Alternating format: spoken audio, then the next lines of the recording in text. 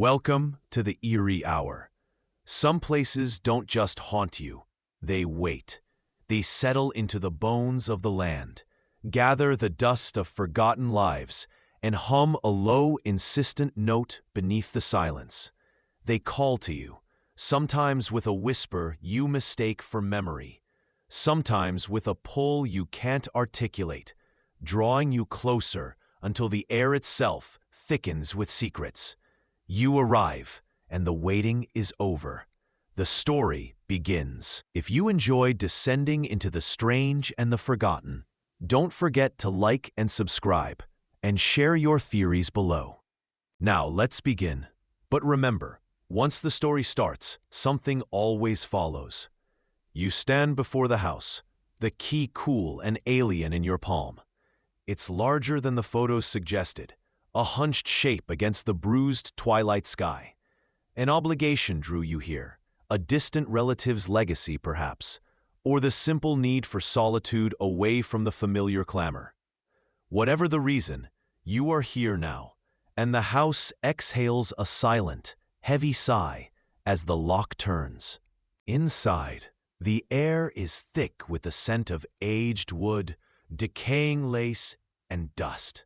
So much dust, clinging to everything like a second skin. The silence is profound, broken only by the settling groans of the structure and the faint thrum of your own pulse. You wander through rooms draped in shadow, each step echoing unnervingly in the stillness. The bathroom is a strange anomaly.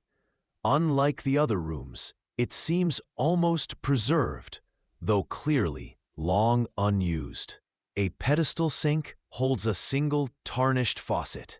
The toilet sits starkly against the wall, but the focal point is the clawfoot tub, gleaming white despite the pervasive gloom. It's strangely clean, its porcelain surface reflecting the last vestiges of the fading light. No watermarks stain its curve, no soap residue clings to its sides. It is a relic, beautiful and unsettling in its perfect, untouched state. You run a hand over its cool rim. The porcelain is unnaturally cold. As dusk deepens into true night, painting the windows black rectangles, you hear it for the first time. It is a faint, indistinct murmur, barely audible above the house's own quiet breathing. It seems to originate from the bathroom, specifically from the vicinity of the tub's drain. You know the pipes are dry, the water supply shut off long ago. It must be the wind finding a way through, or the house settling further into its foundations. You tell yourself this, firmly, trying to dismiss the faint, watery suggestion of sound. But the murmur persists, a low, almost rhythmic hum. Near the tub, a cold spot makes itself known. Not the general chill of an unheated house, but a pocket of distinct, unnatural cold that raises the fine hairs on your arms. It hangs in the air like an invisible curtain, centered perhaps 2 feet from the tub's clawed feet. You step away from it, a prickle of unease blooming in your chest. The humming from the drain seems to deepen slightly as you move. It's just an old house. Old houses make noises. Old houses have drafts. This is the logic you cling to, but a tiny seed of something else, something colder than the air near the tub, has been planted. You listen to the murmur again, straining to make sense of the indistinct sound. It doesn't sound like wind. It sounds like a voice, buried deep beneath stone and soil, trying to echo back. She feels a strange, growing certainty that the sound isn't coming from the drain, but through it, from somewhere impossible. The quiet of the house no longer feels empty. It feels filled with a waiting presence. The whispers do not cease. They are here now, a low thrumming sound that lives beneath the house's thick silence, persistent as a heartbeat in the dark. You shift your weight, tilt your head, and the thrumming softens, pulling back like a shy tide. You hold your breath, straining to isolate the source, but the sound recedes further, almost mockingly. Only when you exhale, when you try to turn away and focus on the mundane world outside the house's immediate pull, do they return, swelling gently back into existence. This constant, elusive presence frays the edges of your composure. You return to the pipes, running your hands along the cold metal, tracing the lines beneath sinks, behind the toilet. Still dry. Utterly, impossibly dry. There is no water rushing, no pressure building, nothing that should make a sound even remotely like this. The physical reassurance fails, leaving you exposed to the illogical. A gnawing unease begins its slow climb up your spine. Sleep becomes a battlefield. You lie awake for hours, trapped between the quiet house and the buzzing static in your ears, your mind replaying the day's strange occurrences, inventing possibilities, both rational and horrifying. This is where the first cracks appear, a persistent, low-grade anxiety that coils in your gut, making it hard to breathe deeply, hard to quiet the racing thoughts. The sleeplessness and the anxiety sharpen your senses, or perhaps they distort them. The air feels thick, heavy with a dampness that seems to cling to the walls, a subtle clamminess you can almost taste. Shadows in the corners of rooms twist and elongate when you aren't looking directly at them, solid darkness seeming to pulse with unseen life. There is a smell, too, faint but pervasive, like wet leaves left in a drain for too long, a sweet, cloying decay that seems to emanate from the very structure of the house. The echo of sound, a motif that has woven itself into the fabric of this place, deepens its hold. You start hearing things that cannot be real.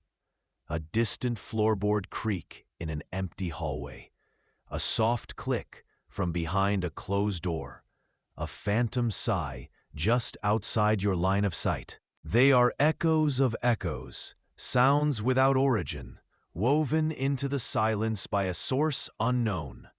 Then the uncanny steps from sound into substance. Objects begin to shift. It starts subtly. A book on a shelf angled slightly differently than you remember. A chair pulled fractionally away from the table. But it escalates, noticeably, particularly in the hallway outside the bathroom, or just inside the bathroom door itself. A towel draped over the rack is now folded on the counter.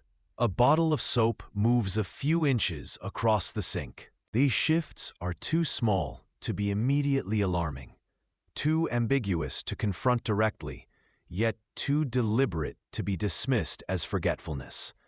It feels less like seeing something and more like being seen by something that interacts with the world when your back is turned. The silence wasn't empty. It was waiting and watching. The whispers are no longer indistinct rustling against the ear, like dry leaves skittering across cold flagstone. They have intensified, found form. Not yet language you can understand, but distinct tonal echoes that claw at the edges of your hearing. They sound like breath choked back, like thin, stifled cries trapped deep within a wall, or perhaps within a throat already closing.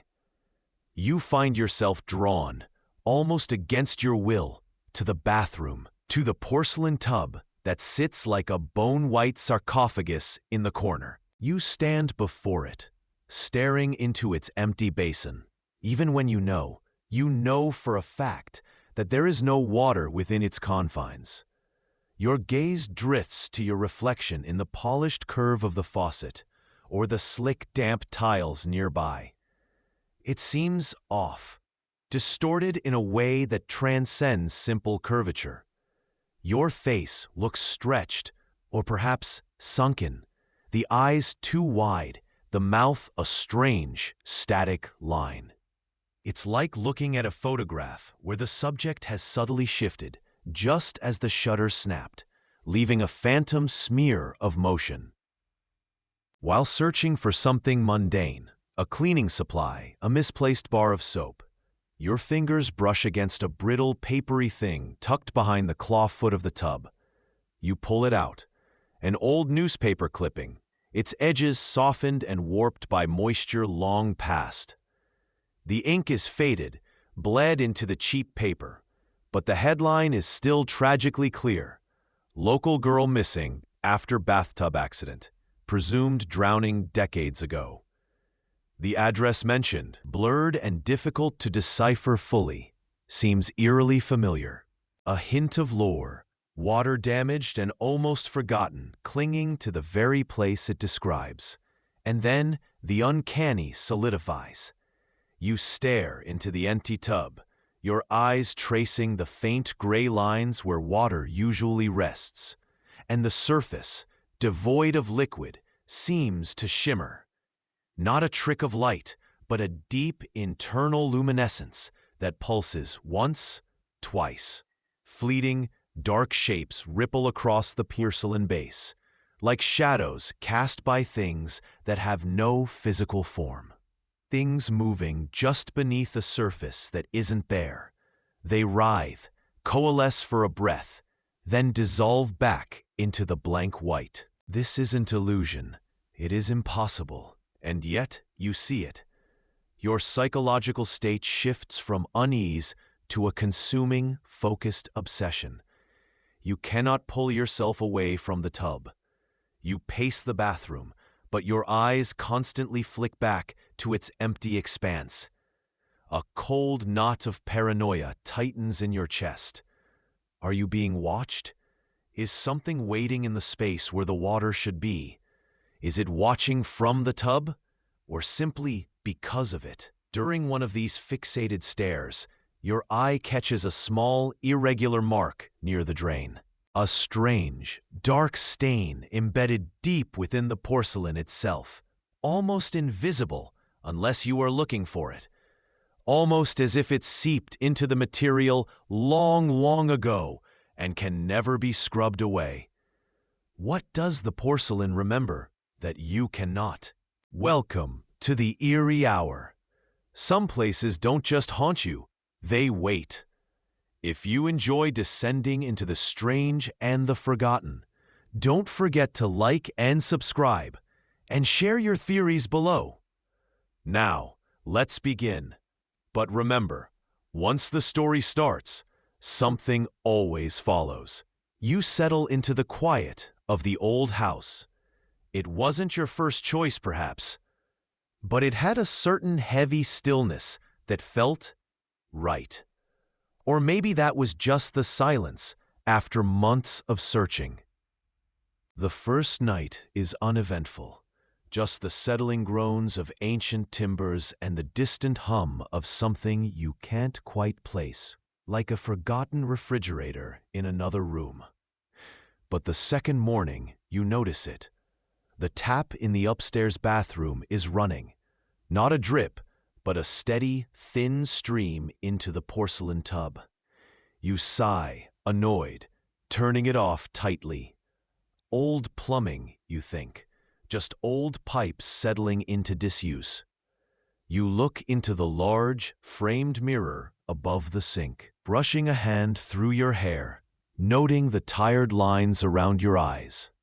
The house is still, the air cool and dry. You turn to leave, but pause. Did you hear a faint splash just then? You listen. Only silence now. The water is off.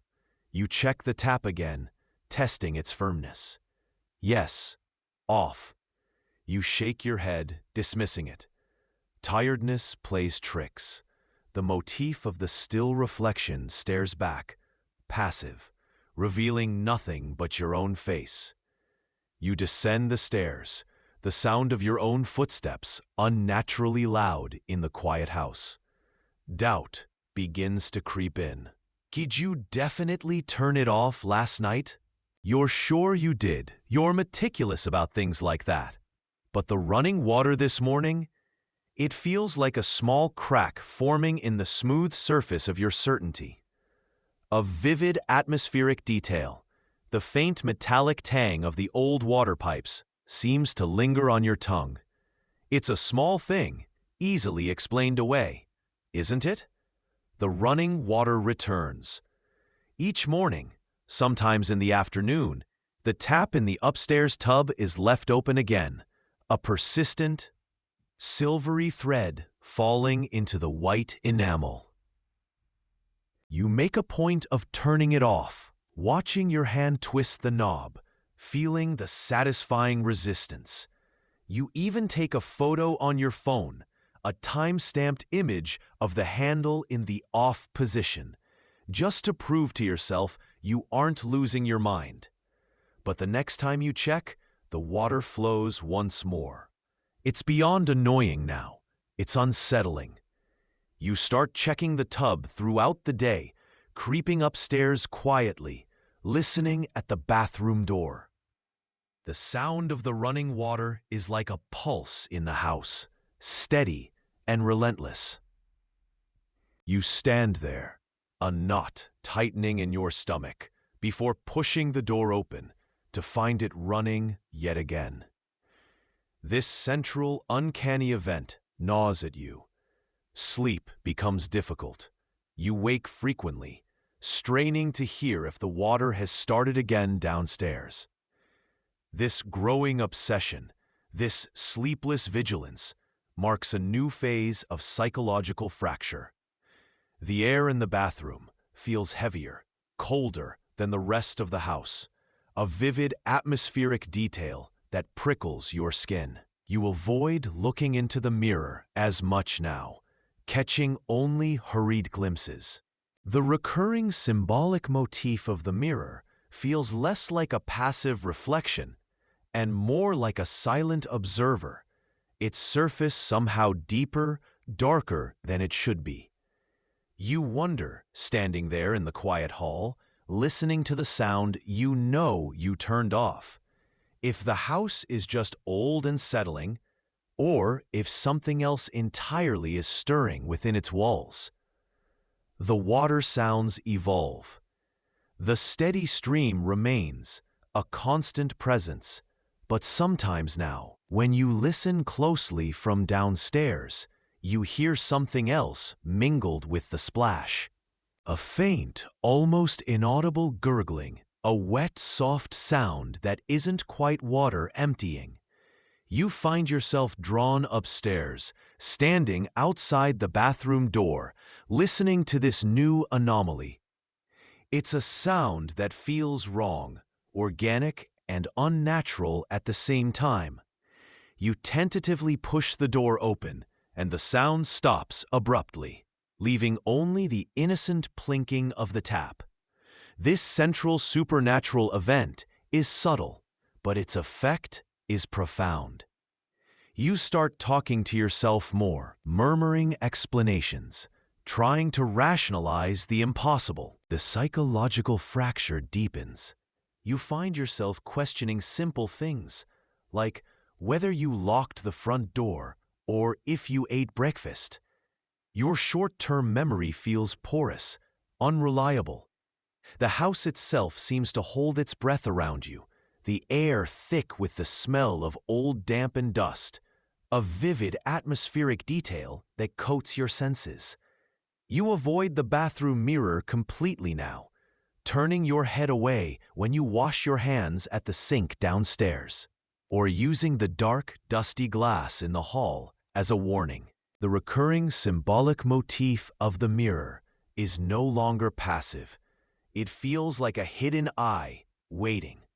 You stand in the middle of the living room, sunlight streaming through the window, and feel a sudden chilling thought.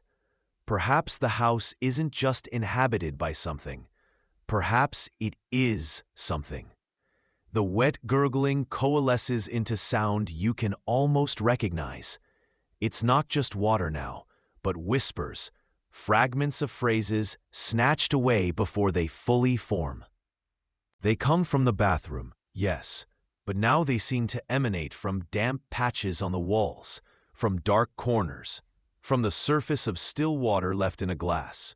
And sometimes, chillingly, amidst the wet sounds, you hear something like your name, spoken in that same unnatural, viscous tone. Your name. You left it. This central supernatural event is undeniable, shattering the fragile wall of rationalization you had desperately built.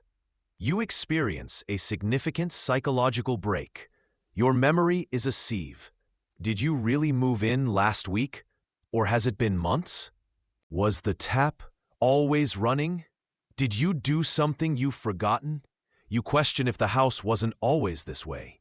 If the damp, the chill, the sounds weren't part of its original state. The supernatural is palpable now. A cold spot that moves across the room. The distinct feeling of breath on your neck when no one is there. A fleeting shape seen just at the edge of your vision, reflected in the dark glass of a photo frame. The recurring symbolic motif of reflections becomes terrifying. You actively avoid mirrors, windows at night, even polished surfaces, fearing what might look back or what might be standing just behind you, glimpsed in the impossible depth. The whispers seem to hint at something specific, a past event, a person tied to this house, this water, murmuring just below the threshold of understanding, an ambiguous, cruel setup of life. Bone-chilling line that suggests a hidden history you are now unwillingly part of. The whispers intensify, no longer just fragments, but longer, distorted sentences that seem to weave your name into a narrative you don't remember living. Your name. The water. You promised. They're waiting. They aren't confined to damp places anymore. They follow you down the hall, cling to the shadows in the corners of the stairs, and gather in the silence of the bedroom. A particularly vivid atmospheric detail is the sudden, intense cold that washes over you. Feeling not like a draft, but like something vast and icy has passed through you. You stand frozen in the hallway, shivering uncontrollably, even though the air feels still. This central supernatural event, the targeted, personal nature of the communication, pushes you closer to the edge. Your psychological fracture deepens into near-constant paranoia. You jump at every sound, peer into every shadow, and find yourself talking back to the whispers under your breath, arguing with accusations you can't quite decipher. Sleep is impossible. You see shapes in the dark, even with your eyes closed, and the line between waking and dreaming is permanently blurred.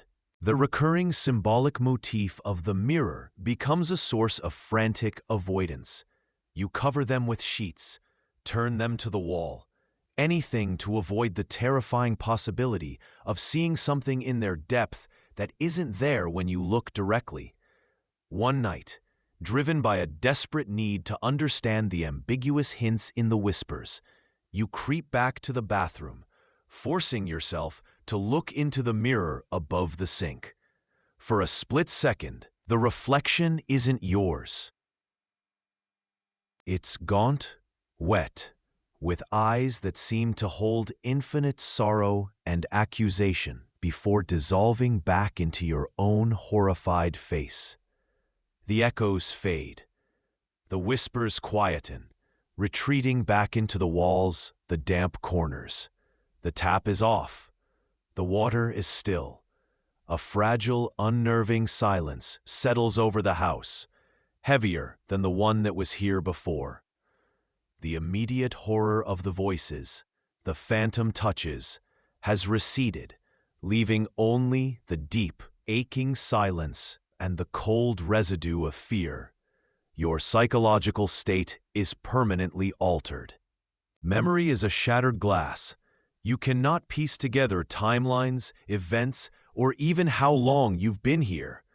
The house feels foreign and terribly familiar, its corners holding the weight of what you heard, what you saw, what you felt. The unanswered questions linger like a bad taste. Who was the name whispered in the gurgling? What was the promise tied to the water? What waits? The recurring motif of the mirrors remains. They are uncovered now, but you cannot look into them without a tremor of dread, seeing not just your reflection, but the potential for something else lurking just beneath the surface, a memory or a threat. The fear hasn't left, it has simply changed form, becoming a quiet, constant companion that lives in the corners of your eyes and the back of your mind. You walk through the house, the floorboards creaking underfoot, listening to the profound, hollow silence that has replaced the sounds of water and voices. It's over, for now, but the quiet is not empty. It's waiting, and if you hear it again tonight, don't answer. Not yet. Welcome to the eerie hour. Some places don't just haunt you, they wait. If you enjoy descending into the strange and the forgotten, don't forget to like and subscribe, and share your theories below. Now, let's begin. But remember, once the story starts, something always follows. The key turned in the lock with a groan of ancient metal, a sound that seemed to echo deeper within the house than its own narrow hallway. Dust motes danced in the single shaft of weak afternoon light filtering through a grimy window pane beside the door. The air inside was thick, still, carrying the faint sweet sour scent of decay and something else, something metallic and cold. You step across the threshold, and the silence that greets you feels less like an absence of sound and more like a heavy, deliberate presence. It settles on your shoulders like a shroud. The front door, left ajar behind you, slowly drifts shut on its own, not with a bang, but a soft, final click. You stand in the dim hallway, the silence pressing in. A staircase looms ahead, shrouded in shadow, its banister slick with a film you don't want to touch. To your left, a living room lies veiled in dust sheets, looking like sleeping furniture waiting for a wake-up call that will never come. You catch your reflection in the glass of a framed, tarnished photograph on the wall opposite the door. A vague shape in the gloom, looking smaller than you feel, and for a split second, you think the shape in the glass doesn't quite match your stance. It's just the poor light, you tell yourself. Just the dust playing tricks, but a knot of unease tightens in your gut, a sense of walking into a story that has already begun without you. The house exhales around you, a faint, almost imperceptible shift in the air, and you wonder if you were truly invited in, or if the door simply decided it was time for you to enter. Something here feels forgotten, yet intensely watchful. The silence from the first few hours gives way to something far worse. It starts subtly, a faint tapping from within the walls, like nervous fingers drumming. Then, it's a soft scraping overhead, as if something heavy is being dragged across bare floorboards in a room you haven't yet found, or perhaps a room that isn't there at all. These are not the settling sounds of an old house. They are distinct, deliberate. You walk towards the noises, stopping at the foot of the stairs, listening. The sounds cease the moment you pay attention, only to resume moments later from a different part of the house. It feels like a game, a slow, cruel tease. You find yourself pausing, holding your breath, straining to hear through the oppressive quiet, and the tension coils tighter in your chest. The air, already thick with decay, now carries a new scent, damp earth and something vaguely electrical, like ozone before a storm, even though the sky outside is clear. You look for the source of the sounds, moving from room to room.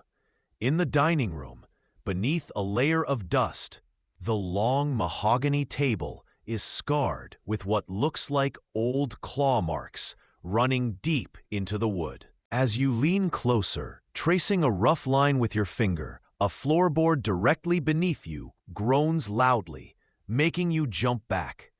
The house seems to be reacting to your presence, perhaps even guiding it. You pass a large antique mirror in the hall, its glass clouded with age spots. Your reflection is there, a pale, strained face, but just beyond it, in the murky depths, you see a flicker of movement, a shadow detaching itself from the wall, a shape that doesn't belong. When you blink, it is gone, but the cold prickle on your neck remains. You start talking to yourself, low whispers, trying to break the silence, trying to anchor yourself in reality. But the only response is the house's continued watchful quiet, punctuated by those deliberate, unsettling sounds. Are they trying to get your attention, or just torment you? The subtle sounds escalate into unmistakable whispers. At first, they are faint, just beyond the edge of hearing, like a crowded room viewed through thick glass. But they grow bolder, closer. They seem to come from everywhere at once, from behind the walls, from the ceiling, even from the floor beneath your feet. They are layered, overlapping, a cacophony of indistinct voices. Sometimes they are hushed, fragmented, like secrets being told just out of reach. Other times, a single voice rises momentarily, a low murmur or a sharp inhaled breath before being swallowed by the others. You press your hands over your ears, but it does no good. The sounds seem to originate inside your own skull, vibrating against your eardrums. The air grows noticeably colder in certain spots, not just a draft, but patches of absolute unnatural chill that make the hairs on your arms stand on end. These cold spots drift and shift, pooling in corners or hovering in the center of rooms. You try to sleep, collapsing onto a dusty sofa wrapped in a blanket you brought, but rest is impossible. Every creak of the house, every shift in the whispers, jolts you awake. You lie there, eyes wide in the dark, listening to the impossible chorus, feeling the cold seep into your bones. Your thoughts become fragmented, jumping between attempts to rationalize and pure, unadulterated fear. You catch glimpses of your reflection in dark window panes, distorted by the glass and the night. And each time, you swear the eyes staring back hold an expression you didn't intend, wide with terror, or strangely blank. You try to avoid looking at reflective surfaces, but they seem to multiply, catching the faintest light, drawing your gaze. The whispers seem to react to your fear, swelling in volume when you flinch, receding slightly when you try to ignore them. It feels like they are feeding on something, and you are the meal. What do they want you to hear?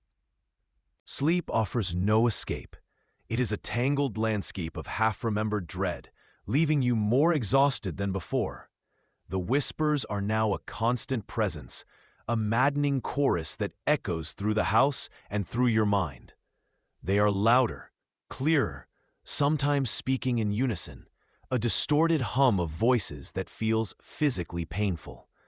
The air is heavy now, thick with moisture, carrying the distinct, sickening smell of stagnant water.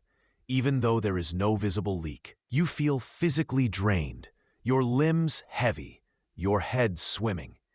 It is harder to focus, harder to think clearly. You look at your hands, and they seem foreign, detached from your body. Time begins to lose meaning. Hours bleed into minutes. daze into a single, unending moment of oppressive dread. You are dissociating, watching your own actions as if from a distance. The house itself seems to actively resist your attempts to leave. Doors that were open are now stubbornly stuck. Paths you took easily before are blocked by fallen objects or furniture that seems to have shifted on its own. There is a palpable force, unseen but undeniably strong, pushing back against you when you try to open a stubborn door or pulling you away from a window. The whispers heighten during these moments, a frenzy of sound. And the reflections are everywhere, inescapable. Every polished surface, every pane of glass shows a twisted version of yourself. Eyes too wide, mouth stretched in a silent scream, or fleeting glimpses of something else. A pale face pressed against a pane from the other side. A shadow entity lurking just behind your shoulder in the mirror. The supernatural element is no longer subtle. It is a direct, sustained presence.